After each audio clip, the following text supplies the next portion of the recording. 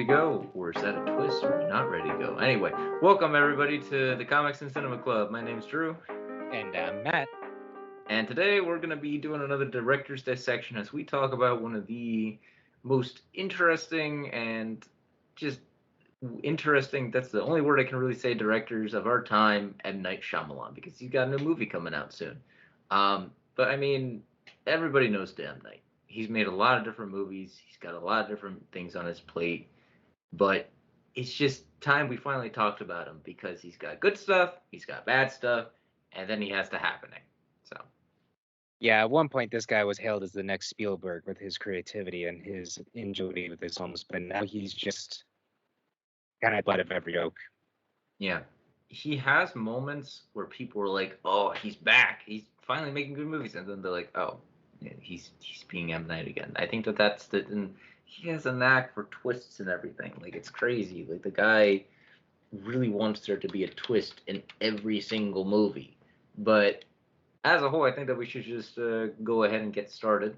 Just dive into it. I guess we already started it, but It's honestly kind of funny whenever they say he's back. There is no being back or being away. There is being M. Night. yeah, And it's very much the flip of a coin as to what we'll get. Sometimes we'll get a very, very good film, something very groundbreaking. Sometimes we'll get Signs or yeah, uh, whatever else that's just as a lame twist or is just not as engaging as the work.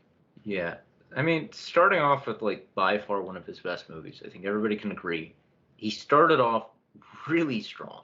Sixth Sense is by far one of the greatest movies. It will go down as one of the greatest thriller supernatural movies ever made because it's so well done. It's so good. Like I remember watching that movie as a kid, and I got freaked out by the scene where the little girl like shoves her hand out from under the bed and grabs the kid's leg, but it's not meant to be a scary scene. There's a lot of great emotion and storytelling in that movie, and just a lot of things that click and work. You had Bruce Willis giving a great performance. You had a lot of great things going on in that movie.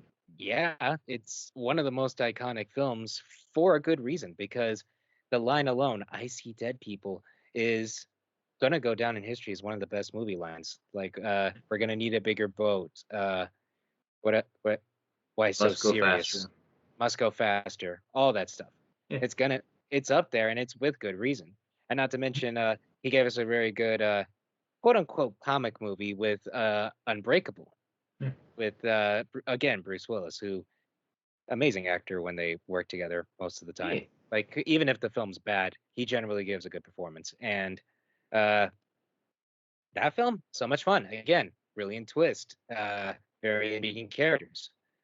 I'd say definitely kind of underrated actually as we go further along, Yeah. which I yeah, it's neither here nor there, I guess. Yeah. I mean, he did a good job with it, and he definitely made it work. And that's what I think really stands out is that Unbreakable was such a unique, and that's when he works is when he does like tiny little things. Like I think that when he doesn't work is when his twists and when his stories get too big, and he really tries to do something larger than he should. Because The Sixth Sense works because all it is it's a story about a kid who can see dead people and a man who is struggling with his marriage until you get to the end and it gets revealed this guy's dead. And all the clues were in front of you all along. But it's just such a good twist with it's like, oh, he was dead this whole time. The kid's the only one who can see him. But then also with like Unbreakable. The twist being that like, oh, this guy who you think is the hero is actually the villain. Mr. Glass, he's actually the bad guy in all of this. But there's also like an emotional story there with this superhero who has powers but doesn't want to be a superhero slowly coming into himself and slowly understanding he has to be a hero, not just for himself, but for his family. And I would also say, like, this is just me. I like Signs. Some people don't like Signs. I enjoy it. I actually think it's decent. Yes, the water twist is stupid. The whole thing that, like, oh, they, came to an Earth that's 90% covered in water or 75 or whatever, and it's like, why did you? But water's your one weakness. But again, the story is so simple. It's basically just a pastor, a priest who has lost his faith, and he has to find that faith again through this trying time. And he had all these hits, these three movies that really made him up, that really put him there. Plus, screenplay credit for Stuart Little, and then he wrote Stuart Little. Yeah. Which is, I guess, the twist in that is that a family adopted a mouse over an actual kid. But The problem with that film is that it's not weird enough. Let's just be real here. They really should have let him direct that too, because Stuart Little is not a freaking story about a little mouse being adopted by a human family. He was born like that from a human. Okay, but wait, we'll let what? it go. Yes, Oh, wait a minute. Stuart Little is a human being who's born looking like a mouse. Okay, look it up. Where did this lore come from? What the fuck? It's literally the original book. Look it up. Wha- Look Huh? it up. How Yes, have I it is never a known? What? I'm so confused. Wait a minute. you never knew this? This is all over the No. internet. Stuart Little is not a mouse. He is a human. I was like, what the fuck? How have I never known this? How did you not know this? This is the biggest twist of all. Oh my god. Don't you dare edit this out, okay? Don't I'm you not. dare. I'm leaving this in. Oh my god. I'm leaving that in too. Holy shit. Oh my Oh my god. god. You never knew You this? never knew this. It's I not thought about it it. was just a mouse. It's not a mouse. He's literally a human. Why do you think he can talk? How do you think a mouse can learn that language? He's A born cat like can that. talk. And he finds a little girlfriend who's literally the same size as him, and then he has a freaking temper tantrum and destroys his car and scares her off. So He has family members. Like yes, I don't know. I never knew that. Oh my god. this is the fucking twist. The fact Holy is, shit. Shyamalan should have directed this and made it more the book. Okay, Is M. Night Shyamalan writing our lives right now? see right now this is the biggest twist. Oh my god, Jesus Christ, that's amazing. You never knew this. No, I never read the original Stuart Little. Oh my god. Oh my god. Anyway, let's, Okay, moving past let's that. get back on track. Holy shit. I just meant to put that as a joke. They're like, oh hey, he wrote Stuart Little. Then we just went down a fucking rabbit hole. You're Um, welcome. You're welcome for that information. He was oh born my like that, god. He and he's also a human. he wrote She's All That, which was like He a did. comic. Yeah, or he had uncredited edits, but holy shit. Anyway, he had those Yes. movies, those four big Good. projects, and then The Village, Yep. And and then the happening, and Lady in then the the Wolf, Water, and then The and Lady Happening, in the Wolf. So and many films. Again, yeah, I wouldn't say he is the next Steven Spielberg. I'd say he's the next Stephen King, yeah, because again, you never know what you're gonna get from something that's incredibly iconic or something that's incredibly silly. And the fun thing about it is it's good most of the time. Most of the time, most of the time, his bad films are really, really fun. They'll at the very least be memorably bad, with the biggest exception I can think of being, of course, Last Airbender. yeah. I mean, We covered that already, but nonetheless. yeah, because he did The Happening, and The Happening, like a lot of people will watch The Happening and just feel like it's so bad. It's that The Happening is kind of where the whole "it's so bad it's good" thing sort of really started, because it's one of those movies. Thank God I've actually never seen it, but I've seen clips and everything, and I'm just like, holy shit, what the fuck? And you can't tell if like M Night was just like act really poorly, or if like they just acted like that, or like if it's a masterpiece or if it's god awful.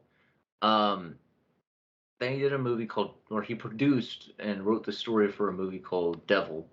That was Hmm. like about people who get stuck in an elevator and the devil's in there and it's an old lady. And then he did After Earth, and then Oh which yeah, was yeah, After Earth was also not great. And I then forget. I remember the movie, but I forget you did it. yeah, he wrote and directed a lot of his projects actually. And I think something with M Night too is he's not a bad writer, but if you look at some of his more recent movies, a lot of his dialogue can sound just very stilted and very expository. Like his newest movie that's coming out, Trap. I actually love the concept for it. Trap is basically like a serial killer and his daughter are at a concert, and it's actually a trap for the serial killer. And now you are seeing it through the eyes of the serial killer. It'll probably some twist or something, but to me, you're in the trailer and this serial killer, Josh Hartnett, he literally walks up to some random concession guy, and the random concession guy just exposit dumps everything onto him. And it's like, how do you know all this? What?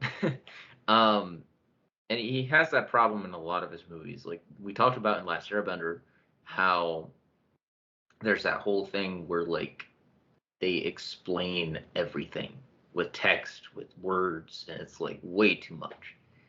And then that can also be said for like some of his other projects as well. The biggest example I can think of is in The Happening, where a lot of his dialogue, it doesn't even sound like it human. It sounds like how computers think we act. And this is before AI generated, so it's not AI. It's just a basic computer. We can't just stand here like unevolved observers, and or fine, stop. Don't focus on dead bodies. Do a math problem instead. That's the sort of thing that you were working with in The Happening. And a Hmm. lot of the actors, I don't blame them. I think M. Night is just not the best director of people because most of the time, but sometimes he gets certain actors who he just seem to get him, and other times he gets Mark Wahlberg, who is an incredible actor. Whatever you want about him, but he was just not on his game here. So I think that's just poor direction there, and it doesn't help that nobody was because Mark the whole time, Marky Mark sounded like he was just in a kid show, like a little preschool show, like Dora. What? No. It's like, it's weird. Yeah, yeah. It's just kind of like you got to do better, man. With your dialogue, with everything. Like, why are you doing it like that? And he can't. Like, again, I'll go back to Sixth Sense. Sixth Sense is beautifully written. There's so many good lines in it, and so many great like beats, and so many great bits where like they're doing the question game, and he's walking forward and he's walking back. It's well written, but every like I think that can be said for every writer. Every writer has moments where they falter, where they can't write Mhm. well. And I don't know if that's entirely on the writer's fault or if it's just partly as well can be attributed to, hey, the studio's interfering, the studio's doing something. I think with M. Night, because he's the writer, he's the director, and he's the producer, a lot of it's kind of mixed. I think that sometimes it is on him and sometimes it is the studio. Happening was probably all him. But he kind of was in this funk from The Village to The Lady in the Water to The Happening to Avatar to Devil to After Earth. Well, again, not really Devil, but After Earth. From 2004 all the way to 2013, he was just sort of in this funk. And then after 2013, he came out with a movie called The Visit. And The Visit, I haven't seen it actually, but people have said it's actually not bad, and people kind of viewed it as being his comeback. Like he was slowly digging himself out of the hole he put it in, and then he made Split. And Split, everybody views Split as being his comeback. Now, Split is a complicated film to talk about because so many people who have DID came forward and say that they're kind of offended with the portrayal here. But looking past that and taking this film as its individual self, just taking this film by its own merits and looking past any controversy with DID people, it's still a decent film. It's still a pretty fun film. If and Who was that? Who was the actor? It was Obi-Wan's actor. It was Remind me, it was what? James Obi. McAvoy? No, James McAvoy. Sorry, I get him and Obi-Wan's actor confused sometimes. I don't know why. Ewan McGregor? Probably because they're British. I don't know, Wait, and probably because you're I'm talking about Ewan McGregor, right? yeah. Right now I'm talking about James McAvoy. Sometimes I get him and Ewan McGregor mixed up. I don't know why. Probably What? because they're Oh, British. Ewan But I don't. McGregor. Oh, okay, never mind. Keep Anyway, this. sorry. I'm sorry. Keeping going. McAvoy here delivered several great performances. He played all of his different personas very well, which Yeah. I do much appreciate. Uh, and all the other girls that were involved were pretty good too. The dialogue was very well written, and the little tease at the end with Unbreakable being there, Mhm. neat. This is a whole franchise of itself, which Yeah. is cool. Yeah, I mean, it definitely worked better as a standalone movie, in my opinion. And Yeah. putting aside the DID and how it was poorly misconstrued and used. James McAvoy did a great job. The suspense and the tension and the thriller aspect of it was great, and it was just well done for the most part. And again, everyone views it as being his comeback. This was when he started to be good again, and then he did Glass, Hmm.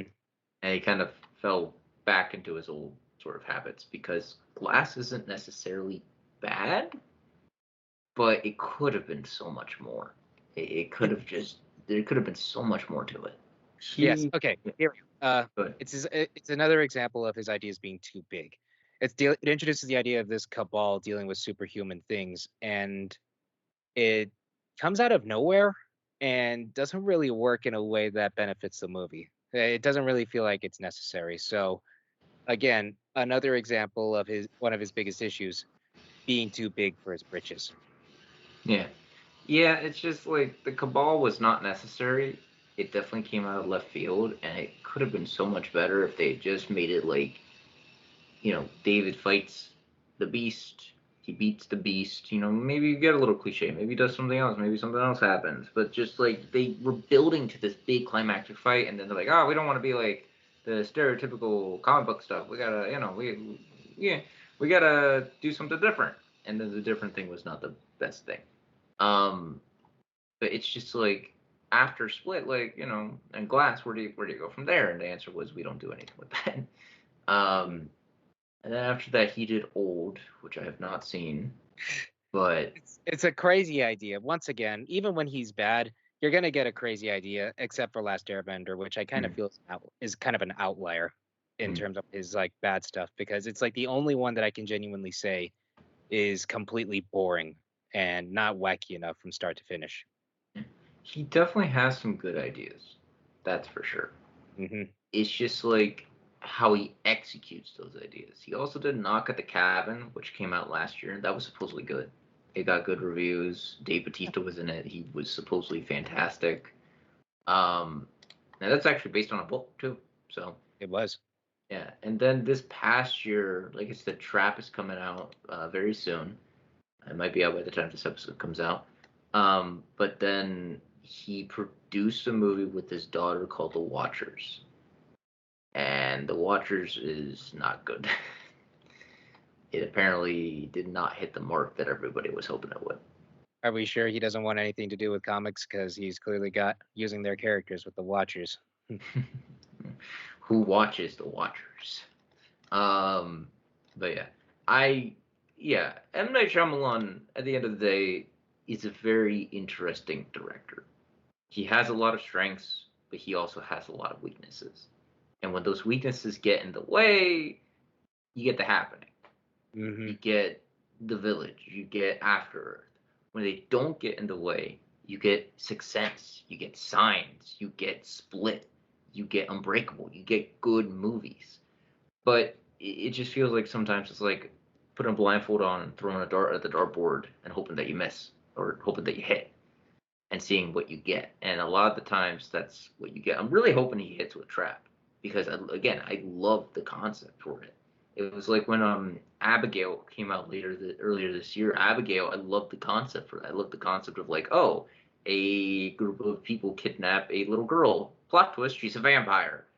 This is sort of the same thing. Oh, police are looking for a serial killer. Plot twist, we're seeing it from the serial killer's point of view. Like that's just kind of interesting. It's unique, but he'll probably put in some crazy twist. That I've heard people speculating that the serial killer is actually going to be like his daughter.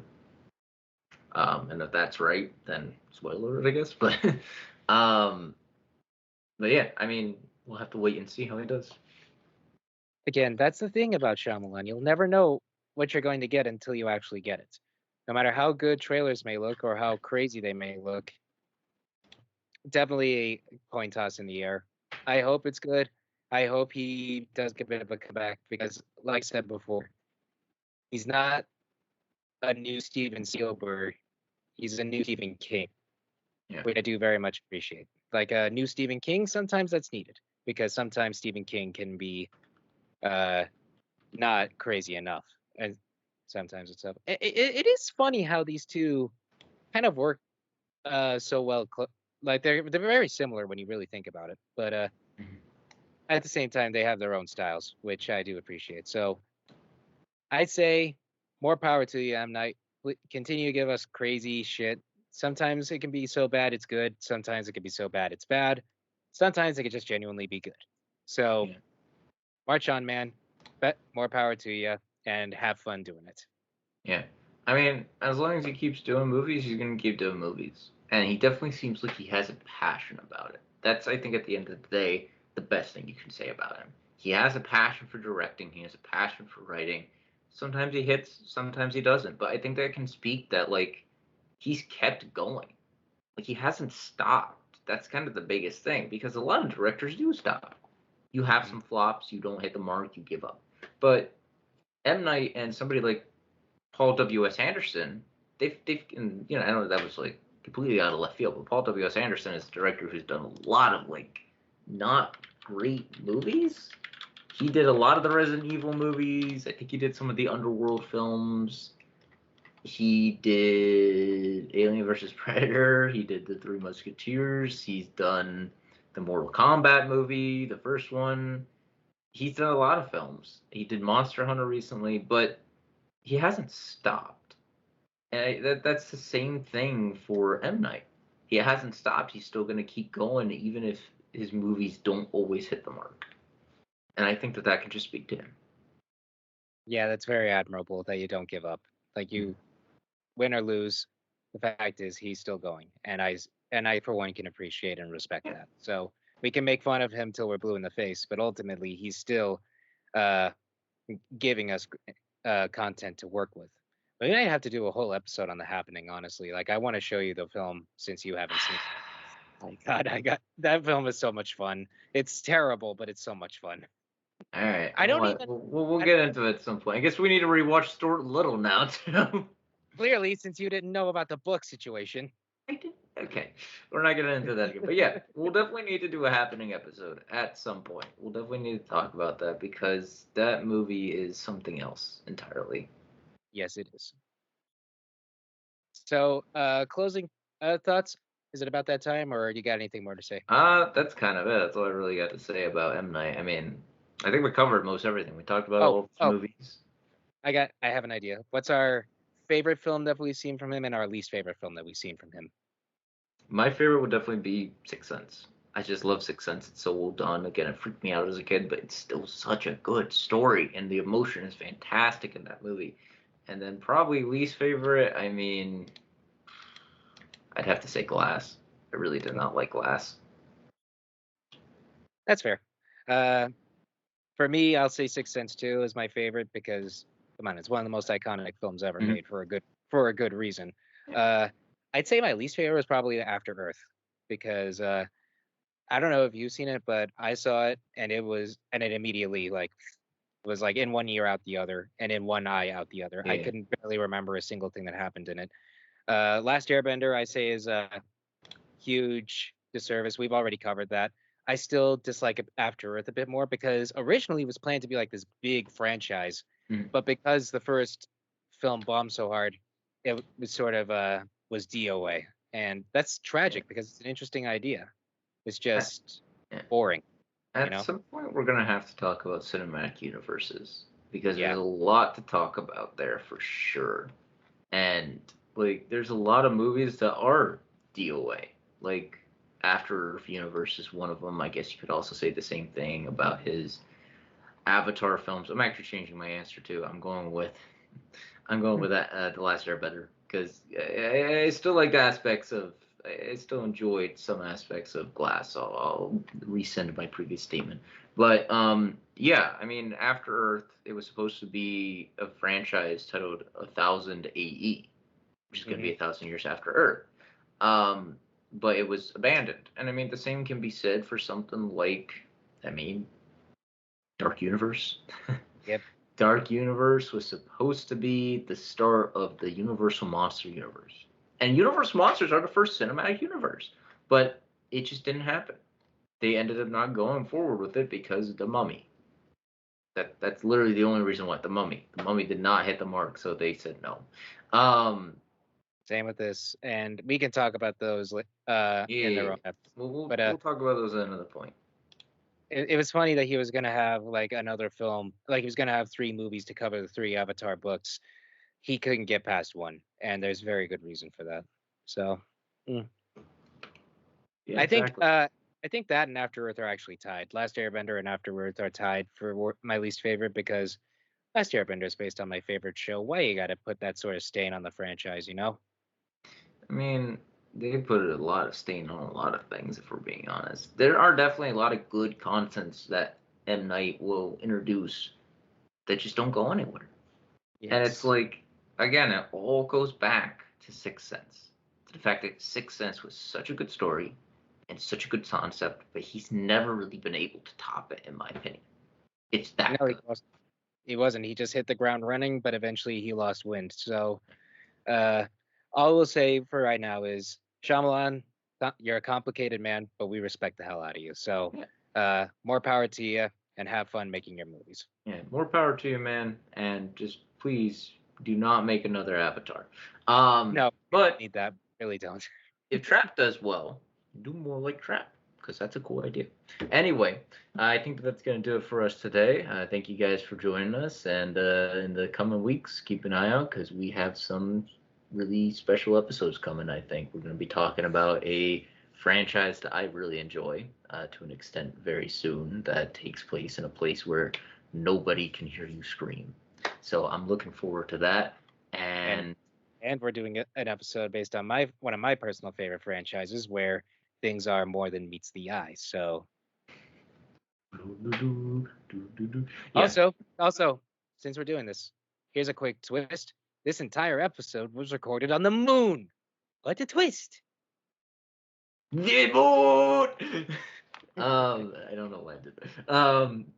I don't know where that came from. But yeah, no, we got some cool stuff coming up in the coming months. We definitely took a bit of a hiatus, but now we're back and we're gonna be getting back into it. Life happens, life finds a We've been way. busy. Yeah, We've been busy. We had other shit going but on. We have lives, you know. yeah, I kind of have a life. I don't really have a life, but anyway, I'm rambling. But point is that we got some cool stuff coming. We have some movies we really want to talk about and some stuff we really want to see. We're definitely going to be doing Alien at some point soon, the whole franchise. And then, like Matt was saying, we have a lot to talk about with Transformers. So that might actually be a very special episode. So keep an eye out for that. But yeah, anyway, thank you all for joining us and have a good day. Have a good day, everybody. Bye. Stuart Little. He's a fucking human. You didn't know this? No, I didn't know it.